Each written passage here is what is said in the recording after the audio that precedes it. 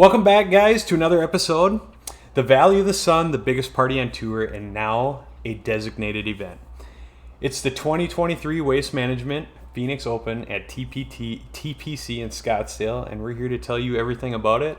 And this week's podcast got a special one this time, Nate. We're bringing them a little prize picks. We were just down there getting our tan on in 60-degree weather. Sounds like a vacation. We just got back from our golf outing. What can you tell us, buddy? Yeah, so this feels a ton like it's a true coming out party, doesn't it? For the tour's new model. I mean, you've got the designated event. It's the first full field designated event. You had the Century Tournament of Champions, but that was only a handful of winners and anyone who qualified through the FedEx Cup. This is like our first full field designated event. The Super Bowl's in town. I'll be honest. You said we just got back. I've got some serious FOMO here. Just like wishing I was there. I mean, it's my favorite place on earth. I love Phoenix. I gotta be there the week of the WMPO one of these years. We're gonna analyze the field here in just a little bit, but there's a couple of things that I want to point out before we get there. 2 weeks ago, we had the PGA West Stadium course. I feel like this event gives a whole new meaning to stadium course. I don't know if you've got a picture of the actual stadium 16th hole there, but it's like a Coliseum. I think they actually call it. They call it the Coliseum because it's a whole wraparound, true stadium feel, right? Tournament organizers stopped reporting the attendance on this back in 2019. I think they wanted to focus more on the actual event than like bragging about their attendance. They in 2019 set at that time the record 719,179 people. That Saturday set the record. 2018 I think set the record at 216,000 people showed up one day at this event. For a little bit of frame of reference, the Masters, 40,000 a day. The record set here 216,000. It's insane. It's just nuts. That's why it's the biggest party on tour, man. It's great. So we've also got the fact that it's a designated event, right? So names that'll be here this year that weren't here last year: Zalatoris, Rory McIlroy, Shane Lowry, Jordan Spieth. I mean, it's just gonna be it's a who's who, isn't it? It's just the best. It ain't no 3M, that's for sure. No, not at all.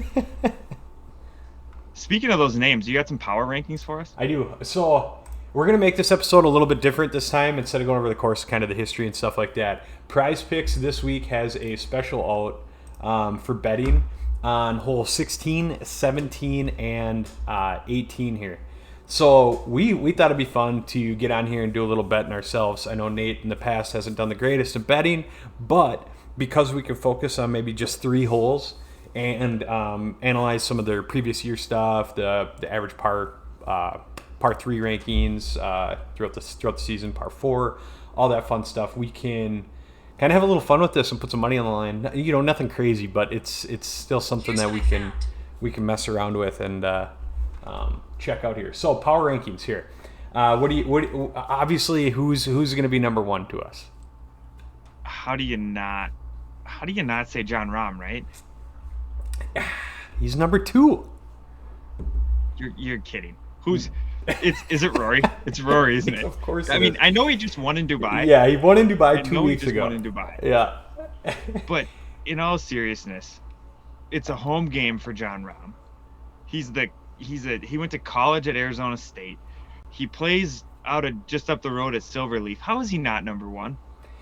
Well, and here's what PGA's got on him. So it says it's one thing not to care that he's the board favorite, which he has fairly claimed, but it's another to be on the kind of heater upon arrival at the only tour stop in his college town. Forks up. Yeah, that's what I'm saying. It's a freaking home game for the guy. So I think they're just giving Rory the number 1 spot because he's kind of on a hot streak too. I know he hasn't played a whole bunch of PGA Tour events in the past few weeks here, but he was over in Dubai 2 weeks ago. It's absurd how well he's performing and under the circumstances at the moment. But he's played his best when challenged and when the challenge is greatest. So it should be a freaking clinic for that guy. That's true too. I look at Rory, and if we put this in fantasy football terms, he's kind of like matchup proof. You're not sitting Josh Allen, you're not sitting Pat Mahomes, you're not sitting Rory McIlroy. So I get that too. Yeah. Well, we're gonna be sitting him in our 16 or 15, or 16, 17, 18 holes, but we'll get more into that. A couple more notable guys. So you brought this to my attention, Max Homa. Give me a little bit about him.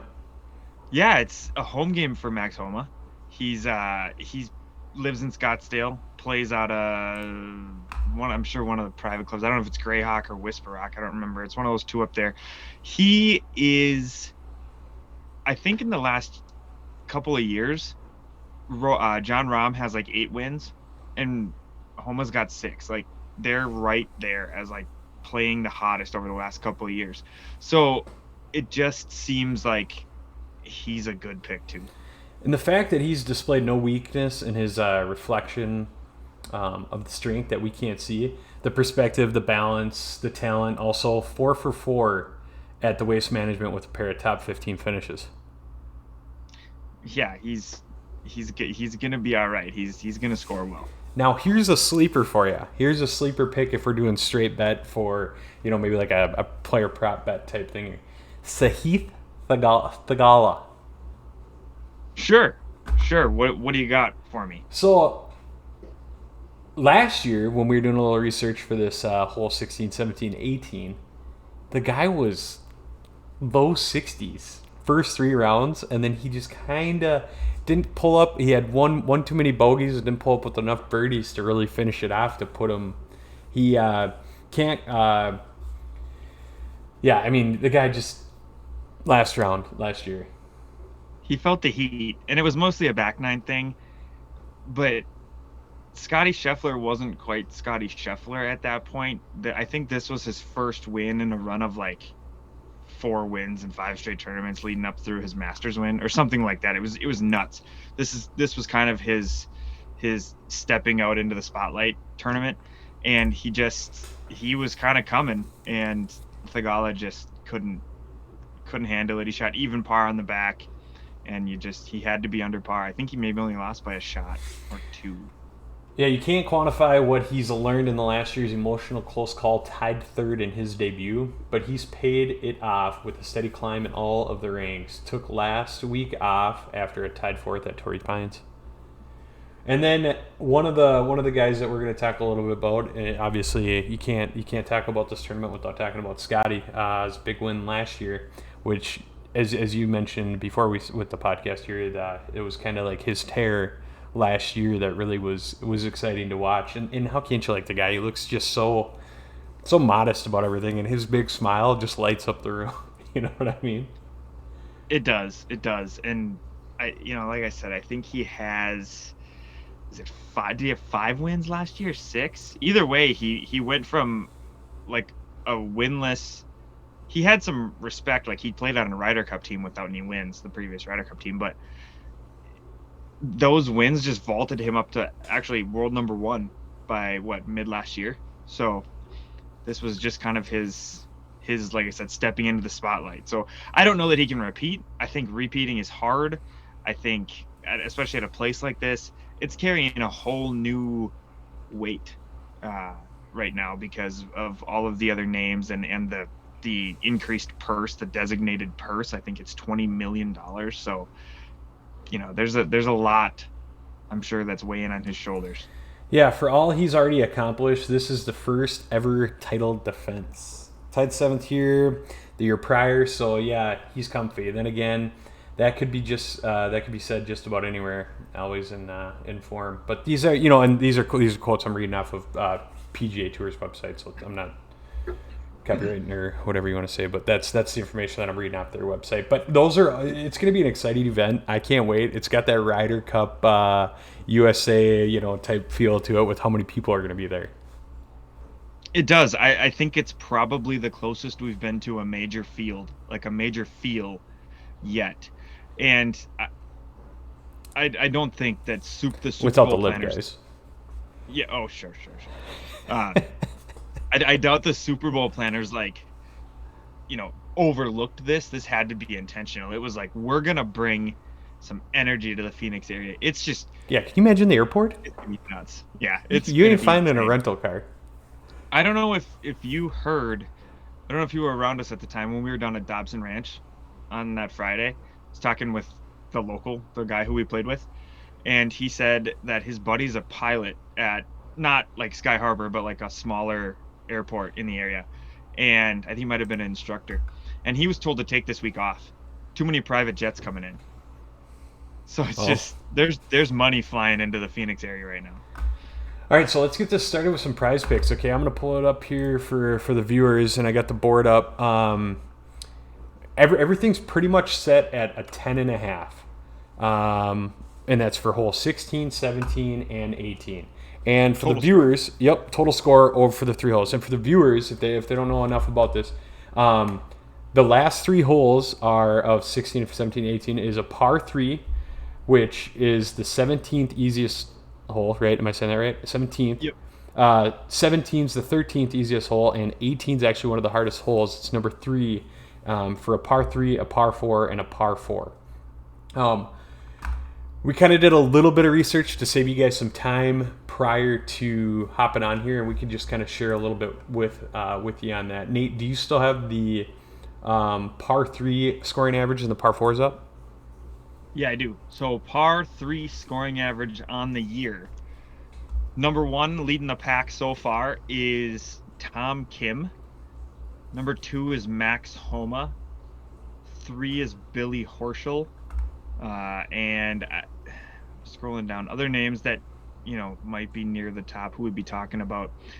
Number tied for 8 is John Rahm. Victor Hovland is there. Scotty Scheffler's tied 15. So I mean, those are some pretty high ranking players, guys who we were on the lookout for, especially those who were showing up in that power rankings. And then par 4s too. And another thing to keep in mind is like total strokes and total holes that they got too. So when we're looking Right. at this data, we're also considering that John Rahm's played a lot more golf on this tour than Rory has so far. So you might not see Rory in the top of this list, even though that he's playing terrific golf. And he's also like 675 under par in the last 5 rounds. So I don't know what the actual number is off the top of my head, but it's insane. He's so far under par in his last handful of rounds that I'm not surprised his scoring average is near the top in all of these categories. Mm-hmm. So the par 4s, what do you got for us? Par 4s, Patrick Cantlay, who took 2nd last year, I believe. He's leading the year so far in par 4 scoring average. John Rahm's at number 2. Scrolling down a little bit here, Xander Schauffele's tied 8. Scotty Scheffler's at 10. So that's what makes this hard. Max Homa's tied 13. Is the usual suspects are near the top. It's not like something stands out there because the great players what's the phrase? The cream always rises to the top. The best players are gonna be near the top. So it's kind of hard to tell on that. But we were also looking at scorecards from last year. Yep, so leading into the scorecards here from last year, where do I got those? Okay, here we go. So 4 rounds, obviously, Thursday, Friday, Saturday, Sunday. And what we're kind of looking for when we're picking our guys here is we're looking for guys that are birdie strong out of the 3 holes and pars. Bogeys, we're kind of eliminating the bogey guys. And just really focusing on some of these guys that are coming back, maybe. Again, John Rahm's one of our favorites to pick. Last year, he didn't bogey any of the holes, had 3 birdies out of them, so pretty strong finish is what he was looking like. And as you said, Nate, he is a homer there. So same thing with Max Homa. I mean, looking at his scorecard from last year, pretty strong finishes with 4 birdies and only 1 bogey and the rest pars. So looking at the field There's got to here, be something to sleep in your own bed. If you're sleeping in your own bed, there's just something about that's gonna ease your mind a little more. playing off the hot hand of Sahith here, he had one bad hole out of 4 rounds. But I mean, he had a birdie almost every round last year. Same thing with Scotty. He was averaging what, 2 birdies the entire time for the last 4 holes. So those are kind of the guys that we're looking at right now. I know Patrick Cantlay was popping up a little bit there too, but looking at his scorecard, he had 2 birdies in 4 rounds and 1 bogey. So that was one reason why I was kind of leaning away from him and judging off the power rankings and stuff like that too. 6th on the power rankings, playoff victim in his debut at TPC Scottsdale last year. So suffice it to say that he likes it here. Quiet start for 2023. So I don't know. I think how we're gonna do this, and this is how I kind of always do all my bets. And full disclosure, so everyone knows, I got my bets up on the screen. I got 80 bets won for $6,300, and I just messaged Prize Picks last week to ask them my net, and I'm up $169, bud. Nice. Nice. And I got the bragging rights out of like three of the buddies that I gamble with that do this app. I got the most money won on the least amount of entries, and I'm the only one that's up over $100. And you should probably just keep me out of it, to be honest with you. So I'm a boat anchor. So the betting strategy as follows that I've always followed is I only bet 2 players. I try and do the tacos and stuff like that, but I only bet 2 players and different players. I never double down on the same guy, and I try to do 3 bets for 1 event. That way, one of them has to hit to break even. I only got $50 in there right now, but we're gonna do 3 $10 bets just for fun. We'll see how this goes. And this is the tough thing about this is the first time I've seen, because I've been trying to pay attention to this so I can incorporate this in our weekly podcast, because I love Prize Picks. I love betting on this stuff. But last year they used to do where it was 1 hole. It was normally a par 5, and you could pick the over under on if they birdied or over under on par. It was kind of fun. So I was hoping to analyze 1 hole. This is our first shot at analyzing 3 holes at once. So it was a little. We didn't get to spend as much time as I wanted on it, but I think with our bets here, who do we want to pair? We're going with our pre look here. We're gonna pick Scotty, Thigala, Rahm, and Homa. Okay, I like it. How do you want to pair them though? 2 and 2. Do you want to split the homers, or do you want to put them together? Two guys to go under. Yep, we're betting the under. Yep.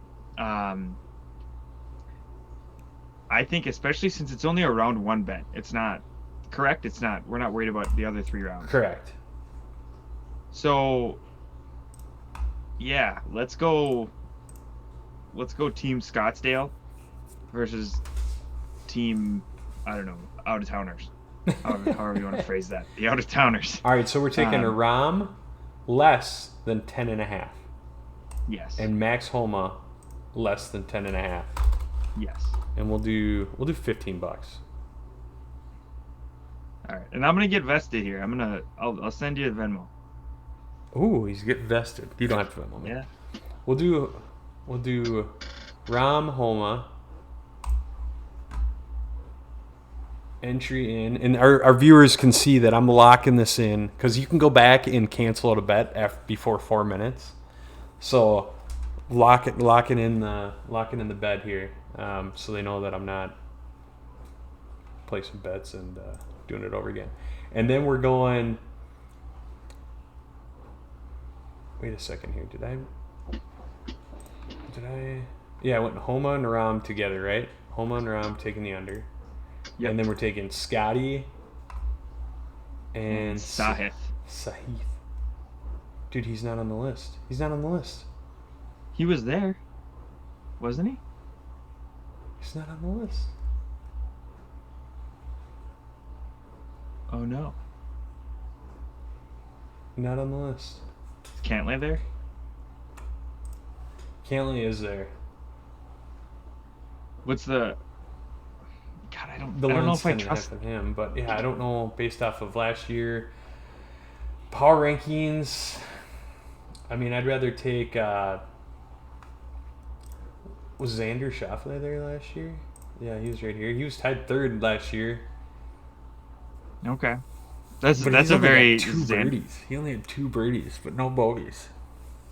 that's a very Xander Schauffele finish to take third, to like be there and then like kind of make everybody watch closely, and then he just sort of falls apart at the end. It's too bad Uh, Brooks Koepka wasn't there. I would have taken him. yeah, shucks, huh? Yeah, Bummer. that's tough. Matt Fitzpatrick. Yeah, he had two bogeys his first round there. It took him a little bit to warm up. He didn't start shooting good until the end. Who else do we got? Tom Kim. He didn't play there last year. Rory didn't play there last name.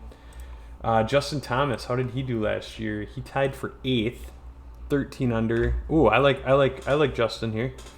First round And he went birdie par. Parred all three the second round. Went par birdie par third round and birdie par. No bogeys. That's a pretty clean bet there with four birdies. I think that's a lock for me. Yeah, and betting Justin Thomas is a safe bet just about every time. Just about every time. I like it. So we're going Scotty and Justin Thomas together. Locking that one in. 15. Beautiful. Now we could put in another $20 bet or $15 bet if we wanted to stick to my strategy. Yeah, what are you thinking? Okay, was Spieth there last year? He wasn't there last year. No, I don't think so. Because he has to be at Pebble because it's AT&T, and then the Genesis is a big one, which is next week. So I feel like he probably just stayed in California and skipped this one. I like that 17's 332 yards. It's one of those your newsletter. Plug that. Yeah. Oh, I should. That's coming out tomorrow. It's wait. Today's Tuesday. Although people are probably going to see this Wednesday. Coming out on Thursday is the newsletter. It's my second in a row weekly newsletter. Can be found on Substack. Link in the description below our video here. So go check that out. Subscribe. It's going to be a weekly thing for me, kind of going forward here. They are terrific reads. I think you're terrific. Hey, I'm just not feeling good on any other of these bets here. Patrick Cantlay's averaging good on par fours, but I just don't know who to pair him with. Tom Kim's pairing. You know what? Let's go blind bet here. Let's go Tom Kim with no history on the guy, just the fact that he's been playing good, and let's go Patrick Cantlay for